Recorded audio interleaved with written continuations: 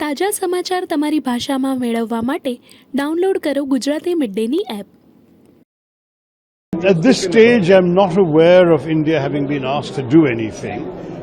Clearly, President Trump has taken the lead in talking to the Russians about this. Until such time as a country like India is invited to be involved, I think we should just watch and wait. But I'm not in the government. I'm not privy to any private conversations that may or may not be happening. All I will say is that we have a very long record in peacekeeping. We've sent collectively in the last 75 years maybe 250,000 peacekeepers around the world, 49 operations, different parts, all far away from our country. So we have been available for constructive purposes of peace. But even then, it would all depend on what kind of agreement this is and what is required in policing it. I'm not saying that anybody would say yes just like that with a snap of the fingers. We would have to look at the details. And at this stage, I think we are, as far as I can tell, observing a process which is yet to play out. Putin also spoke to they are looking into this infrastructure that to be odd on the ceasefire extent. How big is this? I think it's all speculation at this point. We really need to see what happens on the ground. There is a difference between a ceasefire and a peace settlement. There's a difference between a temporary cessation of hostilities and a long-term enduring settlement. We still don't know which way they're heading. Let's wait and watch. Any comment on the virus on planet Earth after 9 months in space? How do you look at it? Well, look, I think it's a sense of relief we all have as human beings.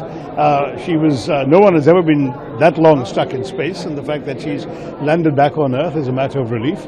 She'll have to go through various medical tests and see how she's able to recover from this experience, because I'm told that such prolonged exposure to life in space can have an impact on everything from your bone density to your muscle mass to your blood, all sorts of features, and they'll be examining all that to see. But if all goes well, then we can rejoice that the world has learned something without planning to about how long human beings can endure in space and what the prospects are for extended stays in space and even possibly life in space. All of these are positive things. Obviously, the fact that she's a member of our diaspora, even though she wasn't born here or raised here, but she was somebody with a connection to our country, adds a special dimension of satisfaction at her successful return.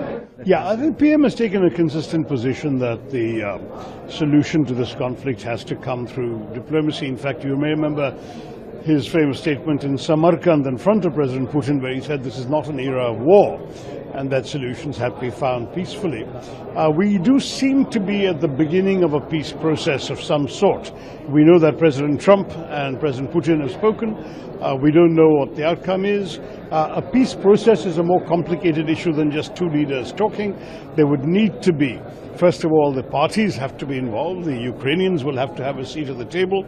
The European Union and the European countries in the neighborhood, which have been very actively involved in the conflict, they will demand and legitimately expect a seat at the table. There may be countries that will be invited to come in from outside to help maintain a peace. That becomes the issue. Are we talking about a ceasefire? Are we talking about a peace settlement? Are we talking about something that's a long drawn-out process that ends in a durable solution? Or are we talking about an immediate ceasefire with a stalemate on the ground without resolving the larger? None of this is clear. And it seems to me that for us to sit here and start speculating is not a very useful exercise.